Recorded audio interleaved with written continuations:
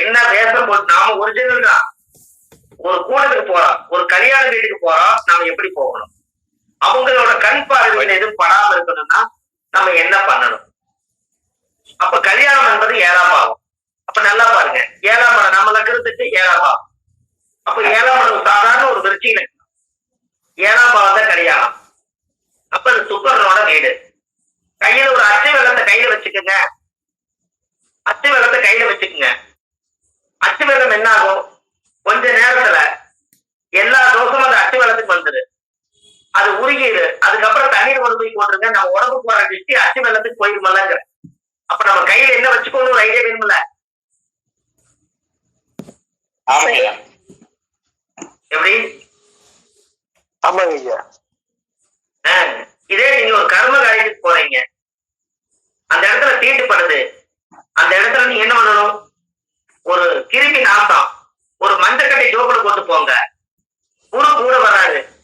ராவணனை அழிக்கிறதுக்கு வசிஷ்டர் கூட வந்தாரா, ராமர் கூட. அது போல குரு கூட வர்றாரு. அதுக்கப்புறம் அதை எடுத்து அடக்கம் பண்ணதுக்கு அப்புறம் அந்த மஞ்சக்கட்டையை தூக்கி தண்ணிக்கு போட்டுருங்க. அந்த கிருமி நாசம் எல்லாம் அந்த மஞ்சக்கட்டையை வாங்கிருமா. அந்த மஞ்சக்கட்டை இருக்க வரைக்கும் உடம்புக்குள்ள கிருமி அட்டாக் ஆகாதான். அப்ப அந்த காலத்திலேயே இறந்தவங்களை எடுத்து போனா ஒரு சொம்ப தண்ணியில மஞ்சளை கலக்கி நடுவாசல ஊத்துவாங்க, பாத்துருக்கீங்களா? ஆமாங்க, தெளிப்பாங்க ஐயா. இறந்தவங்க மேல கூட தெளிச்சுதாங்க. அது ஏன் தெளிக்கிறாங்க? ஆமா, ஊர்ல பிரேதம் போனா கூட ஒரு சொம்ப தண்ணி, ஒரு குடம் தண்ணி எடுத்து வாசல்ல ஊத்துவாங்க. இன்னும் கொஞ்சம் மஞ்சள் பொடி வாங்குற காசு இருந்தா மஞ்சளை காய்ச்சி ஊத்துவாங்க. ஏன்னா அந்த பிரேதத்துக்கு மேல போடுற பூவு அரகரவு பாடிட்டு போகும்போது அந்த பூவுல கிருமி நாசம் இருக்குமா. அதனால மஞ்சள் தண்ணி தொலைச்சிட்டோம்னா வாசனை எனக்கு வீட்டுக்குள்ள வராதா. அப்ப அந்த காலத்துல முன்னோர்கள் இந்த பரிகாரத்தை செஞ்சுக்கிறாங்களா இல்லையா? எப்பயுமே செய்யறாங்க ஐயா, மஞ்சள் தண்ணி செய்யறாங்க. சூப்பர். அப்போ அப்ப அந்த ஜாதகத்துல அப்ப இன்னொரு விஷயம், அந்த நைட்ல யூரின் வந்து எந்திரிக்காமையே போயிட்டாங்கன்னா அவங்களுக்கு ஒரு பரிகாரமே என்னன்னா, சபத்து மேல பொறி வீசுவாங்க. அந்த பொரிய பொறிக்கி அந்த குழந்தை கொடுத்தீங்கன்னா அந்த குழந்தை சாப்பிட்டுச்சுன்னா யூரின் வந்து அதோட நின்னுக்கு. அது இரவுல வந்து அவங்களே ட்ரௌசர்ல சட்டையில யூரின் போக மாட்டாங்க, அது நின்றும். தெரியுமா உங்களுக்கு அது விவரம்? நெகட்டிவ் எனர்ஜி இல்லைங்களா, அதெல்லாம் அப்சர்வ் பண்ணாதாங்க ஐயா, அது எடுத்துக்கலாம். அதெல்லாம் ஒண்ணு ஆகாதுங்க. அது வந்து அந்த தோஷம் எல்லாம் பாதிக்காது. அந்த காலத்துல வாழ்ந்து போனவங்களோட அவங்க அந்த குழந்தைகளுக்கு கொடுப்பாங்க அந்த காலத்துல. அதெல்லாம் ஒரு பெரிய விஷயமா நினைக்காது, அது நெகட்டிவே கிடையாது. இவங்க பொரிய மேல வீசுவாங்க, ஒரு 10 பொரிய வாங்கி அந்த குழந்தைக்கு கொடுப்பாங்க. அந்த குழந்தைக்கு அந்த நெகட்டிவ் எனர்ஜி நீங்க சொல்றது இது போனதுக்கு அப்புறம் வாழ்நாள் முழுவதும் அவர் யூரின் போய் அவருடைய யூரின் வீட்டுக்குள்ள நெகட்டிவ் வைக்கிறது ஒரு நாள் நின்று போய் இதெல்லாம் புரியுதுங்களாமா? புரியுதுங்க. அதாவது எப்பவுமே நல்லா பாத்துக்கங்க, நீங்க இந்த லக்னத்துல மாந்தி இருக்கிறவங்க பிரேதஸ்தாபம் லக்னத்துல மாந்தி யாருக்கெல்லாம் இருக்குதோ அவங்க இறக்குறத நேர்ல பாப்பாங்க. உங்களுக்கு தெரியுமா அந்த ரகசியம்? தெரியாதுங்கய்யா, இன்னொரு தடவை சொல்லுங்க. லக்னத்துல மாந்தி யாருக்கெல்லாம் இருக்குதோ அவங்க இறக்குறத வாழ்க்கையில ஒரு நாள் நேர்ல பாப்பாங்கன்னு. இறக்குறத உண்மை உண்மையா சொல்லுங்க. அப்படிங்களாங்க? தெரியலங்க ஐயா சொல்லுங்க. ஆமாங்கய்யா, கரெக்டுங்க. உங்களுக்கு லக்னத்துல மாந்தியா? ஐயா ஆமாங்கய்யா. நீங்க இறந்தது பாத்துக்கிறீங்களா? பாத்துருக்கேன். ஆத்துல ஒருத்தர் கண் முன்னாடி இழுத்துட்டு போனாங்கய்யா. அது இறந்த உயிர் விட்டு அந்த உடம்பு டவுன் ஆனது நீங்க பாத்துருப்பீங்க. ஆமாங்கய்யா, அதை துடிச்சு அப்படியே நான் காப்பாத்த ட்ரை பண்ண முடியலைங்கய்யா. அவ்வளவுதான். இன்னும் சொல்ல போனோம்னா லக்னத்துல பாந்தி இருக்கிறவங்க பக்கத்துல நெருங்கி போனாங்கன்னா சீக்கிரமா இறந்துருவாங்க. லக்னத்துல மாந்தி யாருக்கெல்லாம் இருக்குதோ அவங்களுக்கு பிரேத சாபம் உண்டு. அப்ப அவங்க உடம்புல ஒரு மிகப்பெரிய நெகட்டிவ் இருக்குது. அந்த நெகட்டிவோட அவரே பல்ஸ் கம்மியா இருக்குது. பத்தாவது இவர் வேற போனாருன்னா இன்னும் எச்ச பல்ஸ் கம்மியாகி போயிடுவாருங்க. புரியுதுங்களா? ஆமாங்க. அம்மா உங்களுக்கு புரியுதா? புரியுதுங்க ஐயா. நீங்க ஒருத்தர் தான் இருக்கீங்களாமா? லேடிஸ் உள்ள இருக்காங்களா? அமைதியா இருப்பாங்க எல்லாரும். ஐயா இருக்குங்க ஐயா. அம்மா கூட பேசுங்க. எனர்ஜி இருக்கீங்களான்னு தெரியறது இல்லை. ஏதாவது சின்ன வாய்ஸ் கொடுத்தீங்கன்னா தெரியும். சரிங்க ஐயா. அதாவது அது என்ன, இப்போ ஒருத்தரா கேட்டாங்கன்னா அமைதியாயிடுறாங்க. உங்களுக்கு நீங்க ஏதாவது கேட்க வந்தா கூட ஒரு விஷயம் கிடைக்கும். கேட்காமயே அமைதியா இருந்தாங்கன்னா அந்த விஷயம் டவுன் ஆகி அடுத்த டாபிக்ல போயிருக்கும். எதுக்காக கேட்க சொல்றேன்னா, லக்கணத்துல மாந்தி யாருக்கெல்லாம் இருக்குதோ அவங்களுடைய குடும்பத்துல மனநில பாதிக்கப்பட்டு யாரோ ஒருத்தர் அட்ரஸ் தெரியாம போய் காணாம போய் இறந்துருவாங்க. இறந்ததுக்கு அப்புறம் அந்த பாடியை தொலாவி பார்த்தா கிடைக்காது. ஊரை விட்டு போய் 10 வருஷம் இருக்கும். அப்ப எங்கேயோ போய் அவர் இறந்துருவாரு. அப்ப இறந்த பாடிய எடுத்து அடக்கம் பண்ணா அது கிளீனா என்ன வந்து அப்படின்னு கேட்டீங்கன்னா, அந்த அடக்கம் பண்ண போது அனாதி நினைச்சு அடக்கம் பண்ணிடுவாங்க. அப்ப இவங்களோட ஜாதகத்துல அந்த அனாதி பாடிய அடக்கம் பண்றதுக்கு யாருமே இல்லாம இருந்ததுனால அந்த உயிர் இறக்கும் போது லக்கணத்துல மாந்தியோட ஆத்மாவும் சேர்ந்து அவங்களோட வம்சத்துல அடக்கம் பண்ணாதனால அவங்களோட கருவறைக்குள்ள அந்த குழந்தை லக்கணத்துல மாந்தி பிறக்கும் போது இந்த ஆத்மாவோட சாபம் அதுல உருவாயிடும். அதனால அந்த பிரேத சாபம் அது. அப்ப அந்த பிரேத சாபத்துக்கு சரியான பரிகாரமே அந்த லக்கணம் என்பது பாருங்க, மாந்திங்கிறது பிரேதம். லக்கணம் வந்து 2 மணி நேரத்துல 2 மணி நேரத்துக்கு ஒருக்க பிரசவம் ஆகுது. ஒரு லக்கணம் நடக்குது. அப்போ ஒரு லக்கணம் 12 24 மணி நேரம். அப்ப ஒரு ஜாதகருக்கு லக்கணத்துல மாந்தி இருந்தா இந்த பிரபஞ்சம் மேல இருந்து பாத்துக்கிட்டு இருக்குமா, அது கரெக்டா பாத்துக்கிட்டு இருந்து போட்டு கரெக்டா இவருக்கு பிரேத சாபத்தை கொடுக்கணும்னு சொல்லி கடவுள் பிக்ஸ் பண்ணுவாராம். அப்ப பிரசவ வலி எடுத்து, இப்ப உதாரணத்துக்கு கடகத்துல மாந்தி இருக்குதுன்னா மிதனத்திலேயே வலி வந்துருமா, பிரசவ வலி வந்து துடிச்சு குழந்தை வெளியில் வரும்போது அந்த நேரம் கரெக்டா கடகத்துக்குள்ள வந்து லக்கணம் பிறக்குமா. அப்ப மாந்தியோட போய் இந்த லக்கணம் சேர்ந்துருது. கரெக்டா அந்த பிரேத சாபத்தை பிறக்கும் போதே பிக்ஸ் பண்ணுது. எப்படி? கரெக்டுங்க, ரொம்ப சிறப்புங்க, அருமையான விளக்குங்க ஐயா, சிறப்புங்க ஐயா. ஏன் அவருக்கு பிரேத சாபம் இல்லைன்னா கடக லக்கணத்தை விட்டு சிம்ம லக்கணத்துல பிறக்கலாம்ல? பிறக்கலாங்க. அது ஏன் கடகத்துல மாந்திகிட்டே பிறக்கிறாங்க? இன்னும் சொல்ல போனா அந்த மாந்திய துல்லியமா கணக்கு போட்டீங்கன்னா, கம்ப்யூட்டர்ல கணக்கு போட்டீங்கன்னா, மாந்தி ஆயிலி நட்சத்திரத்துல இருக்குது, ஒண்ணு பூச நட்சத்திரத்துல மாந்தி இருக்குதுன்னு வச்சுக்கோங்க. அந்த திருவாதிரை நட்சத்திரத்துல மாந்தி இருந்தா அந்த மாந்தி சாபம் இருக்குதுன்னு அர்த்தம். திருவாதிரை நட்சத்திரத்துல இல்ல, புனர்பூச நட்சத்திரத்துல 1ஆம் பாதம் விட்டுருங்க, மீதி 3 பாதத்துக்குள்ள கடகராசிக்குள்ள புனர்பூச நட்சத்திரம் இருக்கும். அதுல மாந்தி அதுல வந்து லக்கணம் பிறந்து மாந்தி பூச நட்சத்திரத்துல இருந்தா இவங்களுக்கு மாந்தி சாபம் இருக்குது. அதே போல அந்த லக்கணம் பூச நட்சத்திரத்துல விழுந்தாலும் அவங்களுக்கு மாந்தி சாபம் உண்டு.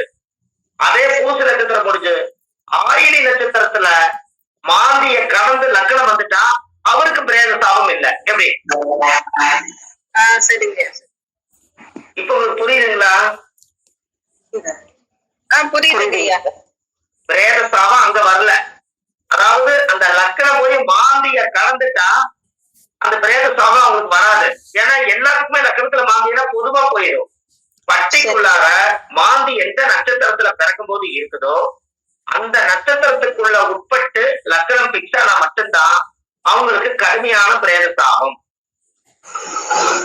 சரிங்க ஐயா, ஒரு சின்ன பிரேத சாபம் நம்ம குடும்பத்தை விட்டு சுத்தமா விலகணும்னா அவங்களுக்கு அனாதிபாதி எடுத்து அடக்கம் பண்றதுதான் பிரேத சாப நிவர்த்தி. பாருங்க, லக்கணத்துல மாந்தி இருந்தா அவங்க ஜாதகத்தை நீங்க போட்டோ எடுத்து வச்சுக்கோங்க. ஒரு இறுக்கமா இருக்கு அவங்களுடைய முகம், எப்பவுமே மூஞ்சி கலவாத மாதிரி அவங்களோட முக தேட்டத்தே கிடைக்காது. ஒரு இருளையே வாழ்ந்துட்டு இருக்கிற மாதிரி இருக்கும் லக்கணத்துல மாந்தி. ஒரு அனாதி பாடி எடுத்து அடக்கம் பண்ணிட்டாங்கன்னா அதுக்கப்புறம் ஒரு 10 நாள் 20 நாள் கிளம்பிச்சு அவர் போட்டோ எடுங்க. முதல்ல எடுத்த போட்டாவுக்கும் அடக்கம் பண்ணதுக்கு அப்புறம் எடுத்த போட்டாவுக்கும் வித்தியாசம் தெரியும். சரிங்க, இப்ப புரியுதுங்களா உங்களுக்கு? ஏன் அப்படின்னா அவரு தீட்டு பிரேத சாபத்தோட இருந்த போட்டாவ பிரேதத்தை அடக்கம் பண்ணிட்டாருன்னா அந்த ஆத்மா அந்த முகத்துல இருந்து வெளியே போயிருங்க. ஆமாங்க. எந்த பிரேத சாபம் அவரை பிடிச்சிருந்ததோ அது உடம்பு விட்டு வெளியில போகும்போது ஒரு மிகப்பெரிய ஒரு பாரம் அவரை விட்டு வெளியில போயிடும். அதுக்கப்புறம் அவர் ரிலீஸ் ஆயிடுவாரு. முகம் குழந்தை தண்ணியா மாறிக்கும். இதுக்கு ஒரே பரிகாரம் தெருநாய்க்கு கறி வைக்கிறதும் பிரேதம் எடுத்து அடக்கம் பண்றதும் தான் அனாதி பாடிய. அது ஒரு ட்ரஸ்ட் மூலியமா ஒரு கோடீஸ்வரிய உரிமையில அரசாங்கத்தினுடைய சம்மதப்பட்டு அதை போய் செஞ்சுட்டு வந்துட்டாங்கன்னா அந்த குடும்பத்துல 7 தலைமுறைக்கு பிரேத சாவு வராது. சரிங்கய்யா. அப்ப அப்ப லக்கணத்துல பாம்பு இருந்தா பிரேத சாவுன்னு தெரியுதா இல்லைங்களா? தெரியுதுங்கய்யா. ஏங்கய்யா இந்த ஜாதகத்துல எப்பவுமே இந்த மாதிரி விஷயங்கள் எல்லாம் நீங்க ரொம்ப தெளிவா வச்சுக்கணும். அப்ப உங்களுக்கு ரொம்ப நல்லது.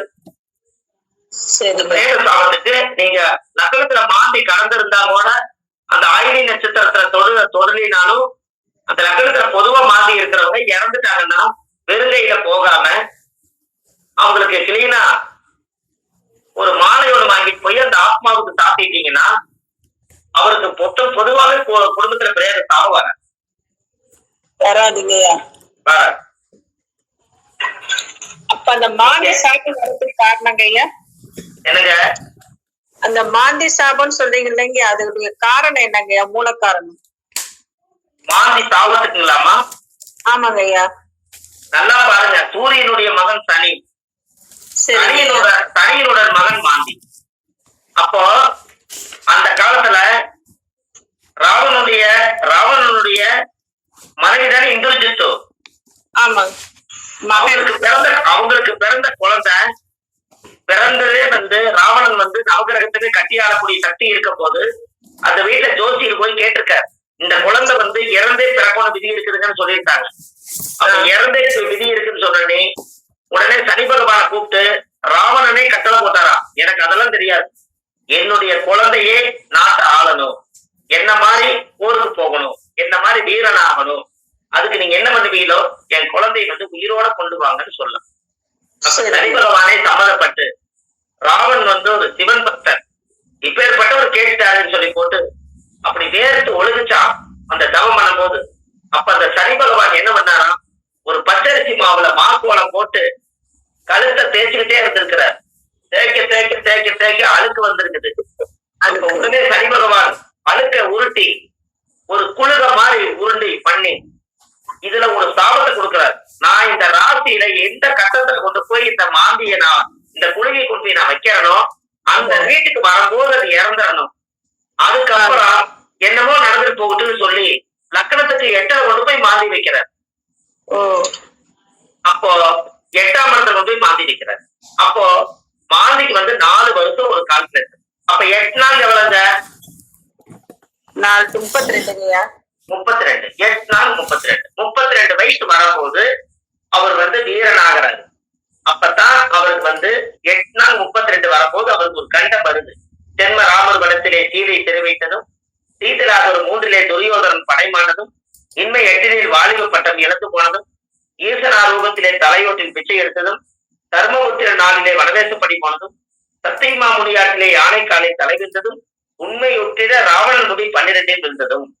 இப்படி வரும்போது அந்த போருக்கு போகும்போது 8ஆம் இடத்துக்கு கரெக்டா அந்த மாந்தி வரும்போது 32 வயசுல அந்த போர்ல தலை சாஞ்சாடுறாங்க. அதனால அந்த மாந்தி கரெக்டா அந்த உயரம் அந்த இடத்துல ஒரு கண்டம் பண்ணிருக்கு. அதனாலதான் 8ல மாந்தி இருக்கிறவங்க ஒரு ஆயுதம் ஒண்ணு பண்ணிக்கீங்கன்னு சொல்றோம். சரி சரிங்க. இந்த விளக்கம் எல்லாம் உங்களுக்கு கேட்ட காட்டுதானே கிடைக்குது? ஆமாங்க ஆமாங்க, இது கிடைக்காத விளக்கங்க எங்களுக்கு. 8ஆம் இடத்துல 8ஆம் இடம் என்பது ஆயுதஸ்தானம். அங்க மாந்தி குழுக நினைவு குடிச்சவரா. அப்ப ஏதோ ஒரு அவங்களுக்கு 8ல மாந்தி இருக்கிறவங்களுக்கு எப்போதுமே ஒரு மரண பயம் இருக்குமா, படுத்திருப்பாராமா, இந்த பேன் கழுந்து விழுந்து நம்மளே விழுந்து சித்துருவோமோ அப்படின்னு அவரே நினைப்பாரா. படுத்துட்டு போகும்போது நாம ஒதுங்கி போனாலும் அவன் நம்மள அடிச்சுடுவானோ அப்படின்னு நினைப்பாரா. இப்படி அந்த மரண பயத்தை 8ஆம் பாவங்கிறது அந்த மனசை பதட்டப்படுத்திக்கிட்டே இருக்குமா. அதனாலதான் 8ல மாந்தி இருக்கிறவங்களுக்கு ஒரு ஐயப்பன் கோயில வச்சு ஒரு ஆயுதம் ஒண்ணு பண்ணி அந்த தீர்த்தம் எடுத்து ஊத்துனாங்கன்னா அவங்களுக்கு அந்த ஆயுத தோசை நிவர்த்தியாது. சரிங்க. அது 8ல மாந்தி இருக்கிறவங்க ஒரு பசுமாடும் கண்ணுக்குட்டி வாங்கி உயிரோட ஒரு சிவன் கோயிலுக்கு தானம் பண்ண சொல்லுங்க. உடலுக்கு பதிலா உடலும், உயிருக்கு பதிலா நம்மளோட உயிரை கொடுக்கறதுக்கு பதிலா சிவனுடைய வாகனத்திலே நீங்க தானமா கொடுத்துட்டா சிவன் கொஞ்ச நாளைக்கு நம்மளை பார்த்து காப்பாத்தி வைப்பார். ஐயா ஒரு சந்தேகங்கய்யா, பெருமாள் கோயிலுக்கு தானம் கொடுக்குறாங்க ஐயா, கண்ணுக்குட்டி இதெல்லாம் சிவனுக்கும் கொடுக்குறாங்க ஐயா. பெருமாள் கோயிலுக்கு தானம் கொடுக்குறாங்க ஐயா, கண்ணுக்குட்டி இந்த மாதிரி எல்லாம். சரி சிவன் கோயிலுக்கும் தருவாங்களாங்க ஐயா? ஐயா, இப்ப நீங்க ராமேஸ்வரத்துல போய் பாருங்க, சிவன் கோயிலுக்கு நிறைய மாடுகள் இருக்கு. அது எல்லாமே நேர்ந்து விட்டா தானேங்கம்மா, ஒவ்வொருத்தர் கொண்டு விட்டுட்டு போறதானே. ஓ சரி சரிங்க ஐயா. அப்படி இல்லைங்கம்மா, அதுல 2-3 விஷயம் இருக்குது. நாமம் போட்டு நாராயணம் பாடுறவங்க, ராமர் பூஜை இப்படி நாமம் போடுறவங்க, பெருமாள் கும்பிடுறவங்க, அவங்க பெருமாளோட தெய்வத்துக்கே அவங்க நேர்த்திக்கடை வச்சு அவங்க தெய்வத்துக்கே சமர்ப்பணம் பண்ணிக்குவாங்க. அவங்க போய் சிவன் கோயிலுக்கு போக மாட்டாங்கல்ல. ஆமாங்க. அதனால அவங்க அவங்களுக்கே கும்பிட்டுப்பாங்க. சரி சரி சரிங்க. அது அதனுடைய அமைப்பு தான் அந்த விஷயம். அப்ப அதெல்லாம் அந்த காலத்துல 8ஆம் இடத்தை என்னைக்குமே 7-8 சுத்தம்னு வச்சாங்களே, அந்த காலத்துல சொன்ன வார்த்தை என்னன்னு பாருங்க. 7-8 சுத்தமா இருந்தா அந்த வாழ்க்கை கொஞ்சம் நல்லா இருக்குமாப்பா அப்படி எதுக்கு சொன்னாங்க. 7ஆம் இடம் கல்யாணத்துக்கு ஆகி 8ஆம் பாவமா, அதனால 7-8 சுத்தம். எப்படி? சரிங்க.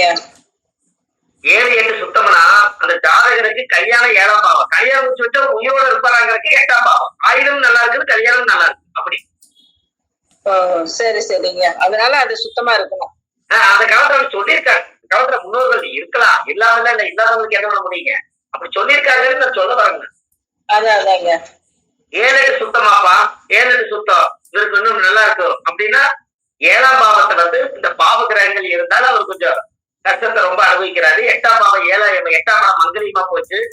கட்டின தாலி அந்த காலத்துல மங்கலி இறங்கிடக்கூடாதுங்கிறதுக்காக அட்டமன் அதிர்ஷ்டை மால்நீலன் திட்டமாய் இருந்ததில் மற்றவர்கள் மனங்கள் செய்தால் மணவாளன் இறந்து போவானா அப்படின்னு ஒரு கவி உண்டு. அட்டமன் அதிர்ஷ்டை மால்நீலன் திட்டமாய் இருந்ததில் மற்றவர்கள் மனங்கள் செய்தால் மணவாளன் இறந்து போவான்.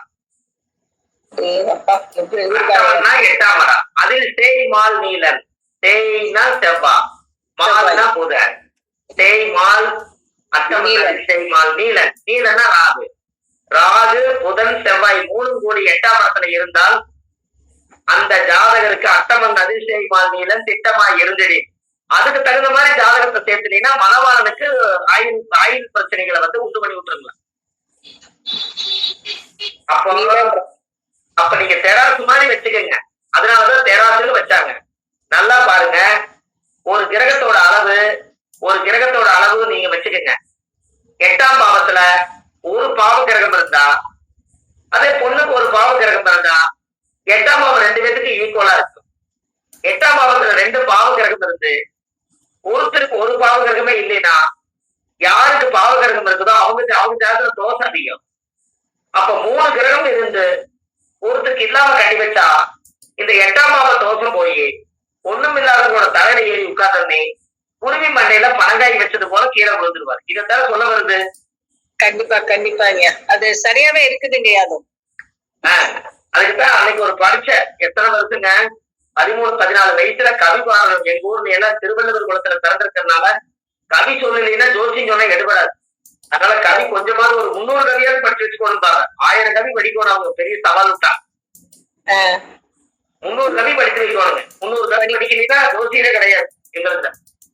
நாங்கெல்லாம் அது கொஞ்சம் கூட படிக்கலையா என்னங்கம்மா? அந்த மாதிரி புத்தகங்கள்லாம் இன்னும் நாங்க ஒண்ணு கூட படிக்கலைங்க. அதனால நம்ம அடிக்கடி நாங்க முதல்ல கவி சொல்லுவோம். காலங்கள் மாறிட்டே வருது, கவியை ஷார்ட்கட் ஆக்கிட்ட, வேற வழியே இல்லை.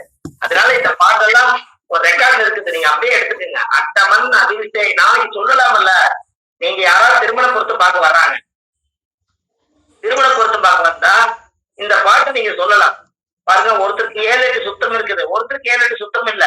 நாளைக்கு திருமண வாழ்க்கையை நான் வேணா பொறுத்து போட்டு தர்றேன். நாளைக்கு பிரச்சனைன்னு வந்தா நீங்க என்ன கேட்க கூடாது. ஏன்னா அப்படிப்பட்ட ஜாதகத்தை சேர்த்தப்ப உங்க கட்டாயத்துக்காக சேர்த்த முடியாது. ரூல் படி இப்படி பஞ்சாங்கத்துல இருக்குதுங்க, இதுக்கு மேல ஜோசியர் காரணமாக மாட்டாங்க. வேணா நீங்க இதை கட்டாயப்படுத்தி அந்த கல்யாணத்தை முடிச்சோடனே நீங்க உங்க குழந்தைகிட்ட போய் பூக்கெட்டு செஞ்சுக்கீங்க. ஜோசியர் உங்களுக்கு உரிமை கொடுக்க மாட்டேன்னு சொல்லிடுறேன். கண்டிப்பாங்க.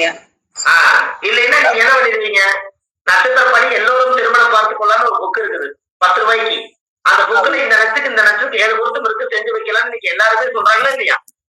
ஆமா ஆமாங்க சொல்றாங்க. அதை சேர்த்து வச்சு 24 கட்டத்தை ஆராய்ச்சி பண்ணாம, தசாபுக்திகள் 2 ஆராய்ச்சி பண்ணாம, புத்திநாதன் 2 ஆராய்ச்சி பண்ணாம, அந்தரநாதன் 2 ஆராய்ச்சி பண்ணாம, இந்த லக்னாதிபதி கெட்டு போச்சா அந்த லக்னாதிபதி கெட்டு போச்சா குடும்பாதிபதி கெட்டு போச்சா, சகோதராதிபதி கெட்டு போச்சா, மாந்திரிகாதிபதி கெட்டு போச்சா, இந்த ஜாதகருக்கு 2 பேருக்கு புண்ணியம் செஞ்ச ஜாதகமா, இது பாவம் செஞ்ச ஜாதகமா, இதுக்கு குழந்தை பாக்கியம் இருக்குதா, இதுக்கு குழந்தை பாக்கியம் இல்லையா, இதுக்கு தாம்பத்திய வாழ்க்கை இருக்கா, இதுக்கு தாம்பத்திய வாழ்க்கை இல்லையா, இவங்க 2 பேருக்கு ஆயுள் பலம் எப்படி இருக்குது, இவங்க தாய் தந்தையோட ஆசீர்வாதம் எப்படி, இந்த பக்கத்துல தாய் தந்தை ஆசீர்வாதம், காமனார் மாதிரியாதா, இது எல்லாத்தையும் வச்சு நீங்க இதனுடைய சமாச்சாரத்தை இத்தனை நீங்க தெரிஞ்சு இது திருமண பொறுத்து பார்த்தா வடிகட்டி கொஞ்சம் தான் எடுக்க முடியும்.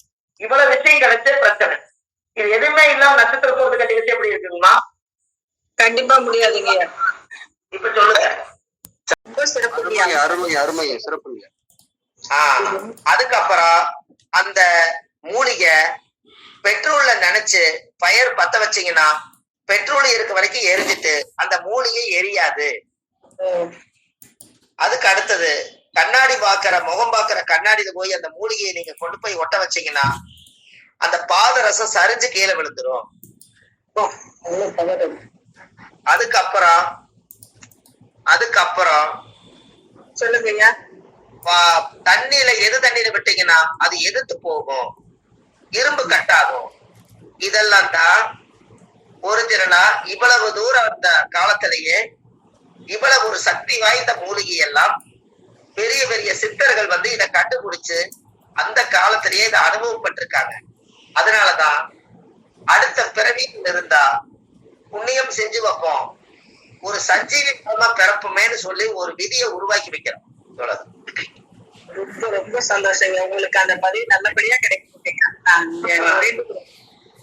சாமிக்குள்ள பட்டு வரும் மூலிகை மரமா பறக்கணும்னு வேண்டிக்கிறோம் ஐயா. நீங்க நல்லா யோசிங்க. உங்க வீடு நீங்க என்னைக்கு கட்டினாலும் ஒரு மர கதவுல நிலவு செஞ்சு வைங்க. ஒரு மர கதவு செய்யறீங்கல்லப்பா, நிலவு கதவு. அது ஒரு மரம் வாங்கிட்டு வந்து அந்த ஒரு மரத்திலேயே நீங்க நிலவு கதவு செஞ்சிடணும். அந்த நிலவு செய்யணும். நிலவு செய்யறீங்கல்ல, அந்த நிலவு செய்யறது ஒரு மர கதவுலதான் செய்யணும். மாறி மாறி கதவுல வந்து மரங்கள் இருக்கக்கூடாது. அப்பதான் அந்த நிலவுக்கு உயிர் வருமா.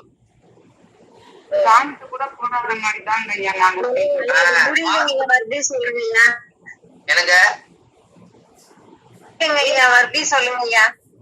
அதாவது நீங்க வீடு கட்டும் போது ஆசாரியார வச்சு மரம் எடுப்பீங்க.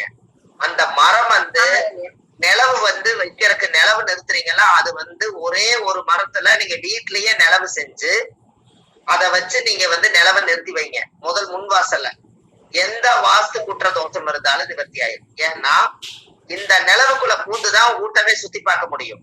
அப்ப நிலவுக்கே பல மரங்கள் இருந்துச்சுன்னா பல தோஷங்கள் அதுல இருக்கும். ஒரு மரம் இருந்தா அந்த ஒரு சக்தி மட்டும் முன்னாடி இருக்கும்ல. புரிஞ்சுங்களா? அது நீங்க பெங்களூர் சைடு எல்லாம் போய் பாருங்க. பெங்களூர் சைடு எல்லாம் போய் பாத்தீங்கன்னா முதல்ல நிலவு கதவுக்கு வந்து சரியா மஞ்சள் எல்லாம் தேய்ச்சு பொட்டு சத்திரம் எல்லாம் வச்சு பூவெல்லாம் வச்சு காலையில 6 மணிக்கு விளக்கு போட்டுருவாங்க, கடவுள் வீட்டுக்குள்ள வர்றாங்கன்னு சொல்லி. இங்க நம்மாலு வந்து கடவு நிலவுல போய் நடுச்சென்றில் உட்கார்ந்து சிகரெட்டை பத்த வச்சு ஊதிட்டு இருக்கிறாரு. எப்படி வரும் கடவுள்? காலையில எந்திரிச்சு வாசப்படியில உட்கார்ந்து சிகரெட்டை ஊதிட்டு அவர் ஏதோ விஞ்ஞானம் மட்டும் கண்டுபிடிச்சிட்டு இருக்கிறாரு.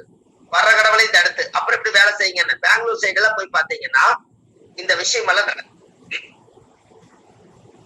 பெயிண்ட்லயே போட்டு வச்சிருக்காங்க ஐயா, மஞ்சளே கிடையாது, மஞ்சள் குங்குமம் எல்லாம் கிடையாது. ஆமா, அதனாலதான் அந்த காலத்துல ஒருத்தருடைய வாழ்க்கையில ஆதி காலத்துல முன்னோர்கள் வாழ்ந்ததெல்லாம் பயரம்பாஞ்ச மரம் எதுன்னு உங்களுக்கு தெரியுமா?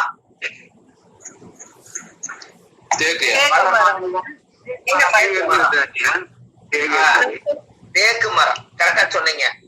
வயசு ஆனாதான் தேக்குக்கு மதிப்பு பாத்துக்குங்க. அது போலதான் நம்மளும் வயசானா நம்ம தேக்கு மரமா இருக்கணும், வயசு ஆக தேக்கு மரமா இருக்கணும். வயசானாதான் தேக்குக்கு மரியாதை. தண்டு மாதிரி ஒரு கை கலவா இருக்கிற தேக்குக்கு வந்து கண்ணுக்கு தெரியாது, யாருமே அதை எடுத்துட்டு போக மாட்டாங்க.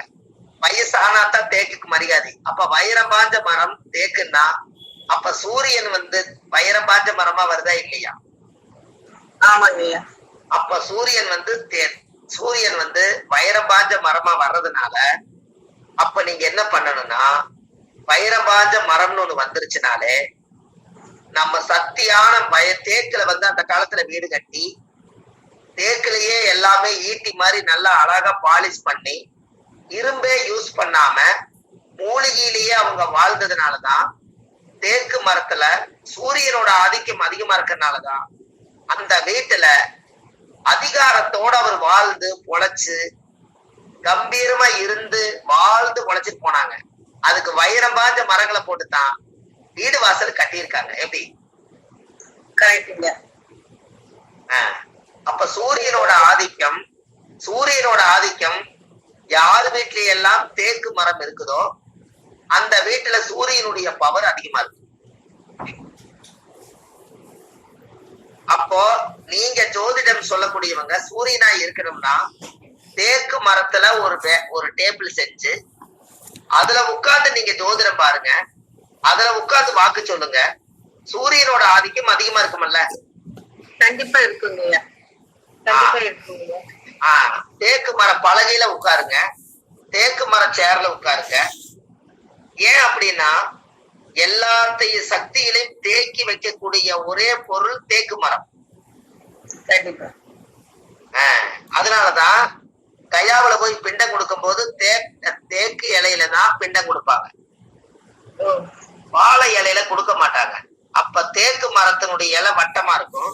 அதுல கோதுமை மாவுலதான் 32 உருண்டை முடிச்சு அந்த 32 உருண்டைக்கும் கயாவுல வந்து திதி கொடுத்துட்டு சூரியன் என்பது கோதுமை, ஆத்மாவை வந்து ஆத்மா சாந்தி பண்றதுக்காக கோதுமை மாவுல பிண்டம் பிடிச்சு தேக்கலையில பிணைச்சு கொண்டு போய் மகாவிஷ்ணுடைய பாதத்துல கொண்டு போய் சமர்ப்பணம் பண்றாங்க.